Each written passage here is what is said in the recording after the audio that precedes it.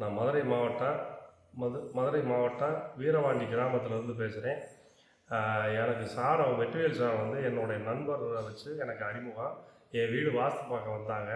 வரையில் என் ஒய்ஃப் வந்து கீழே படி வழுக்கி விட்டு விழுந்து உள்ளே இருந்தாங்க. சாருக்கு தெரியாது.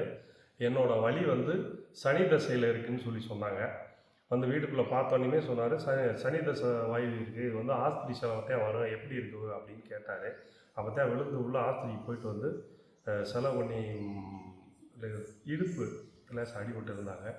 ஏற்கனவே அதுக்கு முன்னாடியுமே ஆஸ்பத்திரி செலவு வந்துச்சு. இந்த வீட்டுக்கு வந்ததுலேருந்து 2 வட்டம் ஆஸ்பத்திரி செலவு வந்துருச்சு. அதனால் சார் வந்தோடனே சொன்னோடனே டக்குன்னு ஈசானியை ஒட்டி வழியை மாற்ற சொன்னாங்க. சரி, நான் மறைச்சிக்கிட்டு இருந்தேன். சரி, இருந்தாலும் பரவாயில்ல, சார் சொல்கிறாங்கன்னு நம்பிக்கையில் வீடை இடித்து கம்ப்ளீட்டாக ஒரு 5 லட்ச ரூபா செலவு, கம்ப்ளீட்டாக ஆல்ட்ரேஷன் பண்ணிட்டேன்.